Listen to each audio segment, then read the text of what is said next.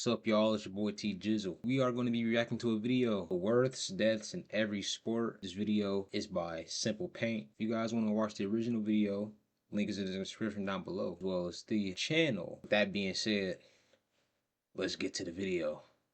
And I'm going to keep it a buck with you. I already see Owen Hart down there. Rest in peace, my boy Owen Hart. I already know what happened to him. Fell in the ring. Harness got loose. Died. Jack Trice, American football. On October 6, 1923, Jack Trice took the field as Iowa State's starting defensive tackle. He stood 6 feet tall and weighed 200 pounds. Early in the game, he sustained an injury to his shoulder during a collision, but he kept playing. In the third quarter, Jack attempted a rolling block on an offensive play. He landed on his back. Several Minnesota players trampled over him. Their cleats tore into his abdomen and chest. The weight crushed down on his internal organs. Jack could not get up. His teammates helped him off the field. Team doctors examined him briefly on the sideline. They saw the shoulder injury, but missed everything else happening inside his body. Bro. After the game, Jack was taken to a Minneapolis hospital for evaluation. Doctors cleared him to travel. They told him to rest. The team boarded the train back to Ames that evening. Jack lay on a makeshift straw mattress in a railroad car. The train rocked and swayed through the night. Nobody realized he was dying.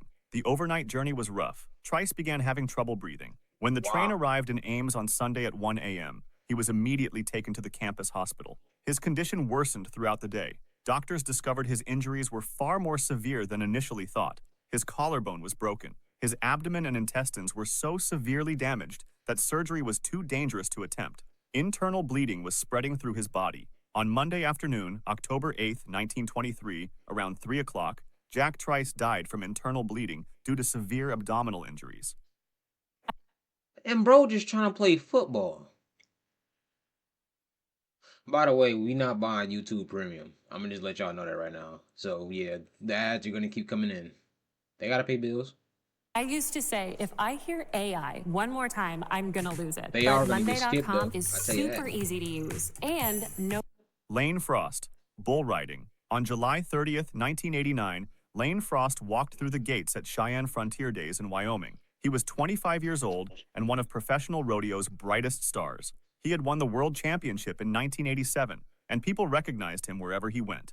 That afternoon, the draw assigned him a bull named Taken Care of Business. The bull had a reputation among riders.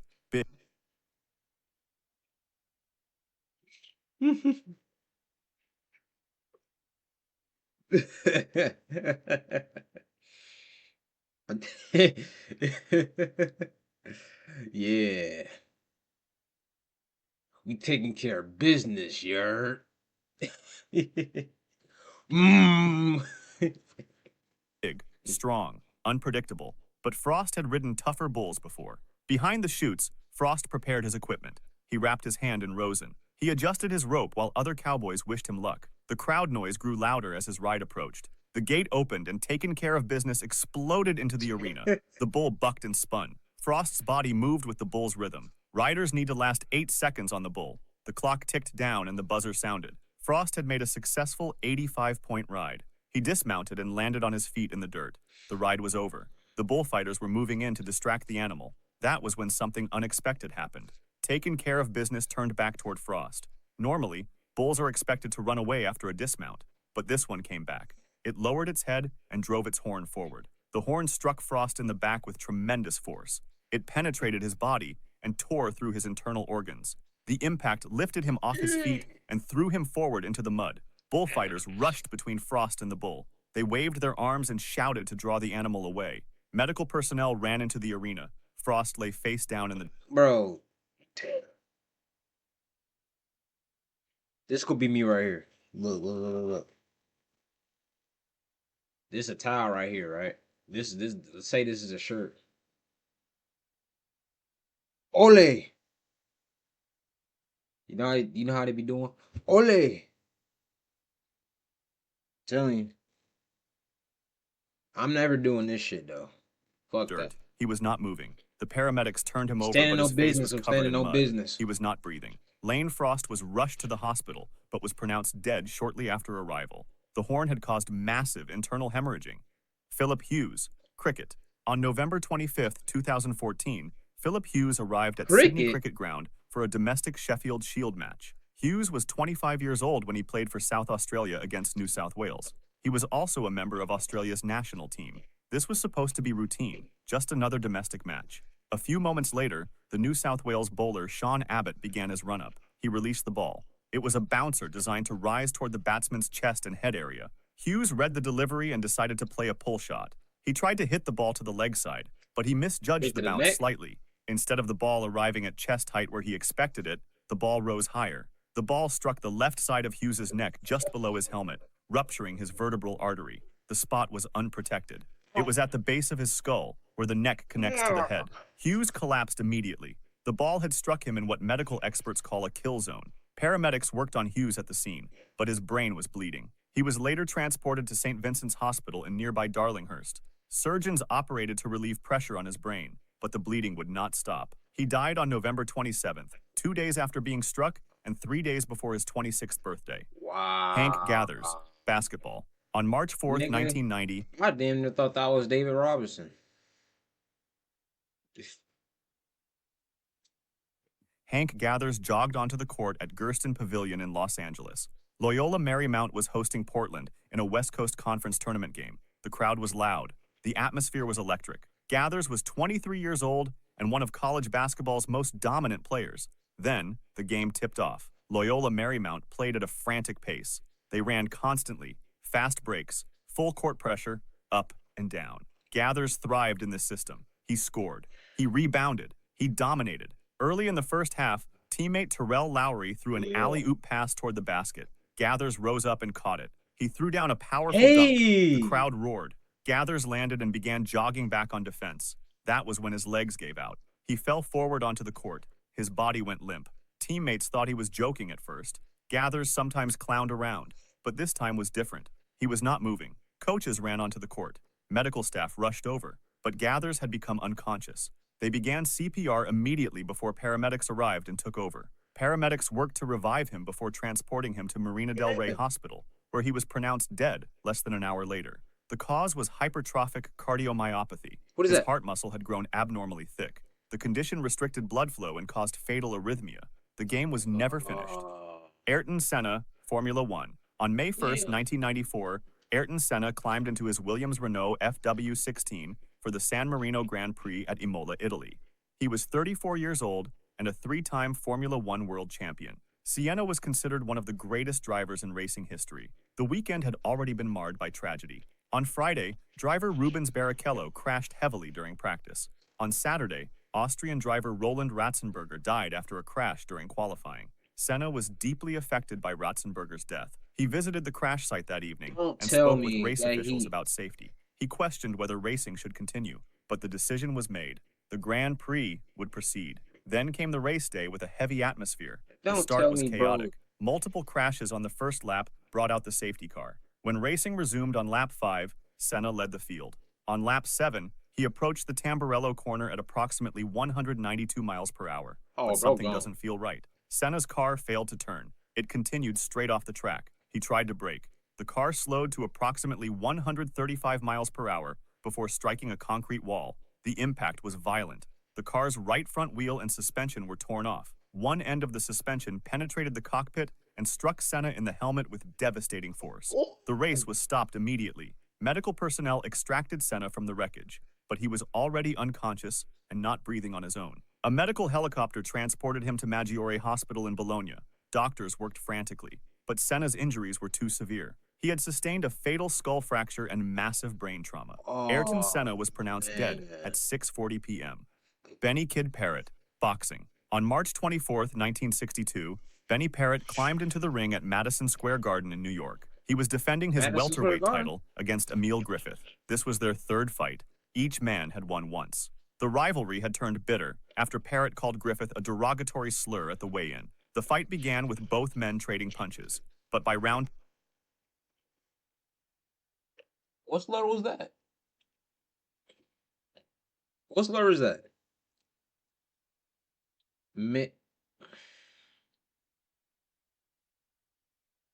Whatever, man. Derogatory slur at the weigh-in. The fight began with both men trading punches, but by round 12, Parrott was exhausted. Griffith, seeing an opportunity, trapped Parrott against the ropes in a neutral corner. He unleashed a rapid barrage of over 24 punches in seconds. Parrott's head snapped back with each blow. His arms dropped and his legs buckled, but the ropes kept him upright. Griffith kept punching. The referee finally stepped in and stopped the fight. Parrott collapsed unconscious. He was carried from the ring on a stretcher. An ambulance rushed him to Roosevelt Hospital. Surgeons operated to relieve pressure, but the damage was too severe. Benny Parrott never regained consciousness. He remained in a coma for 10 days. On April 3, 1962, he died from a massive brain hemorrhage. Nodar Kumaritashvili, Lug. This game, Mo ads. you're not ready for it. Goodbye. On February 12, 2010, Nodar Kumaritashvili prepared for his final training run at the Whistler Sliding Center in British Columbia, Canada. The 2010 Winter Olympics opening ceremony was scheduled for that evening. the hell is world's that? media was gathered. Athletes from every nation were preparing. Kumaritashvili was 21 years old from the country of Georgia. He competed in luge, one of the most dangerous sports in the Winter Olympics. Riders Luge. Hold on. Let me see what that is. I've never heard. What's luge? What is that? What is luge sport? Luge is a high-speed winter sliding sport where athletes race on a small sled lying on their backs with feet first down a winding ice track, controlling speed and directional with subtle shifts of body weight, calf pressure, or shoulder movements, aiming for the fastest overall time without mechanical brakes. So pretty much one good accident and you're fucked. You have no outside protection.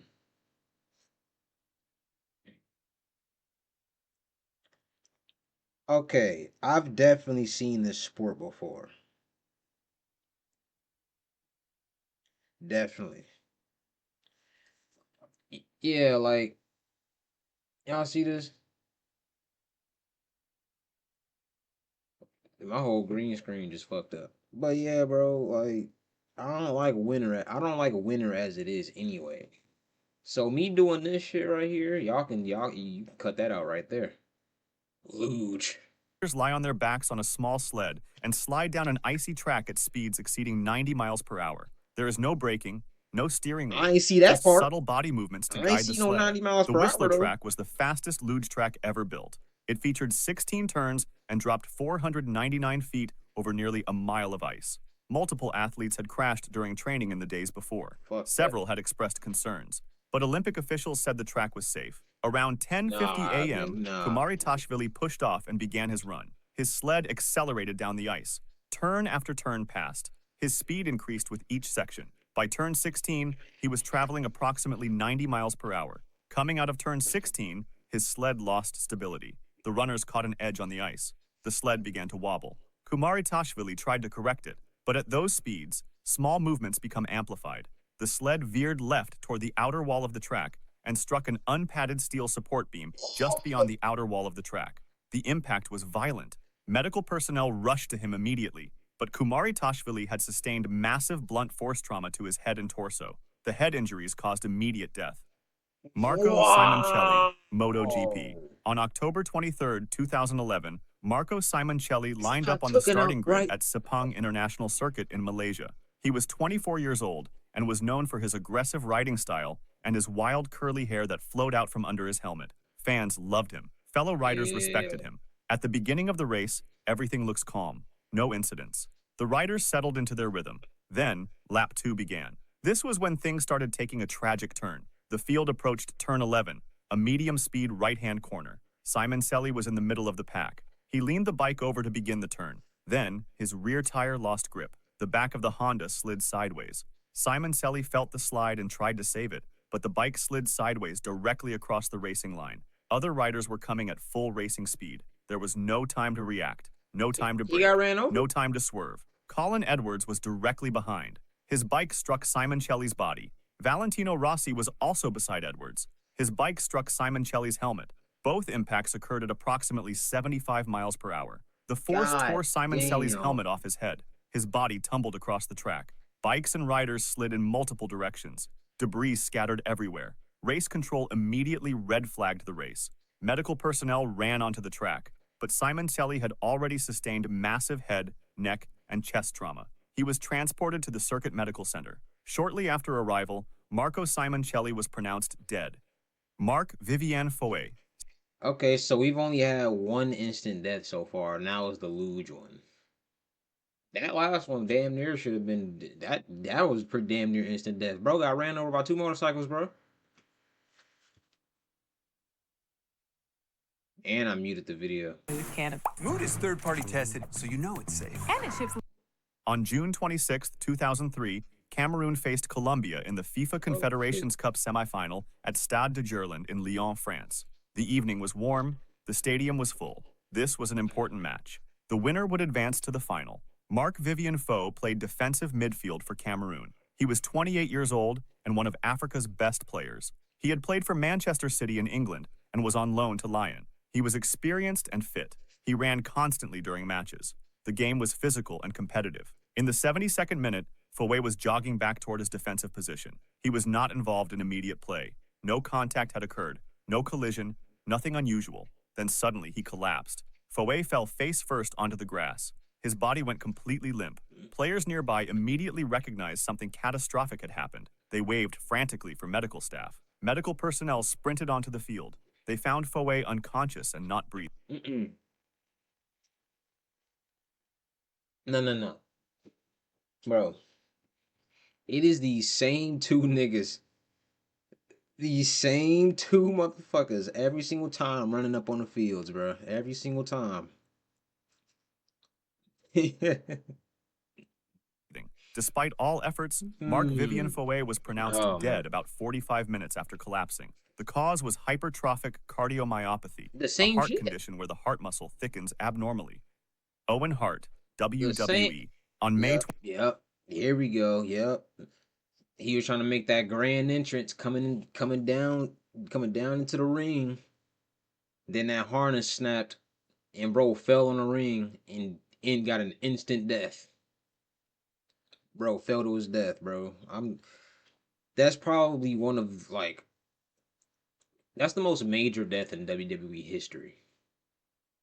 It's crazy. 23rd, 1999, Owen Hart prepared for his entrance at the WWE Over the Edge pay-per-view event in Kansas City. He was 34 years old and performing as the Blue Blazer, a superhero parody character. The entrance involved being lowered from the arena rafters on a cable. Hart was harnessed and lifted 78 feet above the ring. The mechanism used a quick-release system designed to allow him to dramatically drop the final few feet when near the ring. While hanging high above the crowd, the quick release was triggered accidentally. Hart plummeted 78 feet. He struck the top rope and flipped into the ring. The impact caused massive internal injuries. Medical personnel in the arena rushed to help. Despite emergency surgery, he was transported to Truman Medical Center, where he was pronounced dead from internal injuries and organ damage. Dale Earnhardt, And that NASCAR. rope ain't soft On either. February 18th, 2001, Dale Earnhardt drove his black number 3 Chevrolet around Daytona International Speedway. The Daytona 500 was on its final lap. The biggest race of the NASCAR season was coming to a dramatic finish. Earnhardt was 49 years old and a 7-time NASCAR champion. He was known as the Intimidator for his aggressive driving style. He was a legend. His son Dale Earnhardt Jr. and teammate Michael Waltrip were running first and second. Earnhardt was running third, but he was not trying to win. He was blocking other cars behind him to protect his teammates. Suddenly, Sterling Marlin's car came up behind Earnhardt in turn 4. Contact was made. I'm At trying to that point, figure out what date Earnhardt's this car got was. I can loose. pay The attention. rear end slid sideways. He 2001. tried to correct the Okay. slide, but before he could, Ken Schrader's car also made contact. The combined impacts sent Earnhardt's car shooting toward the outside wall. He was traveling approximately 155 miles per hour. The car hit the concrete barrier head-on. The sudden deceleration caused a basilar skull fracture. The base of Earnhardt's skull separated from his spine. The injury was instantly fatal. Safety crews reached the car quickly, but Earnhardt was unresponsive. He was extracted and transported to Halifax Medical Center in Daytona Beach. Dale Earnhardt was pronounced dead at the hospital at 5:16 p.m. Eastern Standard Time. Bro. And his son was at the race, bro. How would you feel? Oh, how you think the son felt, bro? You know what I'm saying? Like, bro, like my dad really just died behind me in the exact same race that I'm participating in. That sounds so sad to me, bro. Just knowing that your father passed away in the exact same sport you was playing, the exact same day on the exact same track, exact same race. You survived and your dad did not. That's sad, bro.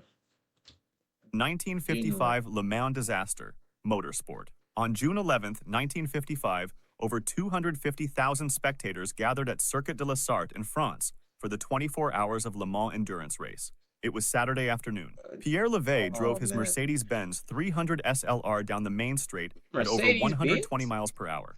The race started at 4 p.m. Mike Hawthorne in a Jaguar was leading. He approached the pit lane entrance at high speed. His team was ready for a scheduled stop. Hawthorne suddenly braked hard to turn into the pits. Lance Macklin in his Austin Healey was directly behind. Macklin swerved left to avoid Hawthorne, moving directly into Levey's path. Levey had no time to react. His Mercedes struck the rear of Macklin's car. The impact launched it into the air like a ramp. The car flew almost 330 feet toward the spectator area. It struck the earthen embankment in front of the crowd. Oh. On impact, the car disintegrated. The Mercedes was constructed with a magnesium alloy body. Magnesium burns at extremely high temperatures. Suddenly, the car exploded into flames. Pierre Levey was killed instantly in the initial impact. His body was thrown from the car. The spectator area became a scene of horror. Bodies lay everywhere. The screaming was continuous. Burning wreckage ignited clothing. Don't tell me they People died ran too. in panic. The magnesium fire could not be extinguished with water. It burned hotter when water touched it. Medical personnel worked frantically. Bodies were carried away. The injured were loaded into any available vehicles. Final casualty counts reached at least 82 dead and over 120 injured. It remained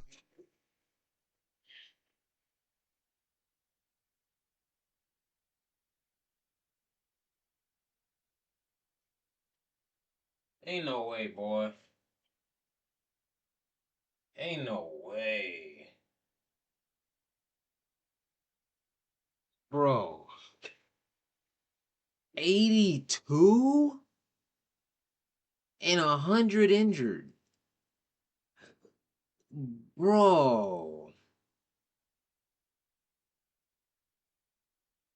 Wow. Wow. Wow. That's some crazy shit, bro. I didn't expect them to say 82. I expect them to say like 5. Not 82.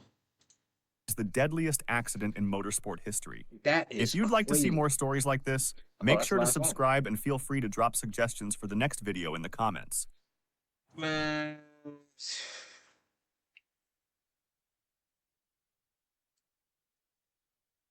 So, I'm gonna say my opinion, right? I'm gonna try to give a top 3 of the worst deaths, right? Obviously, number 1 is the the last one we just seen, the fucking motorsport one. That's number 1 easily. Number 2 is that luge one.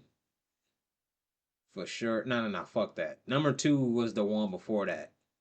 Where the dad died in the NASCAR race. That's number 2 cuz his son was there. That's number 2. Number 3 is the luge one. Those are the top 3 worst ones. But I will give an honorable mention to the one where the ball hit his neck. Yeah, that one too though. But I mean, there hasn't been one in recent years. You know what I mean? Actually, that's cap. There was one in 2011. But hope y'all enjoyed the video. If y'all did, make sure you can go to the original video in the description. Subscribe to the channel, like the video, do what you want. I got my links in the bio. So with that being said, deuces.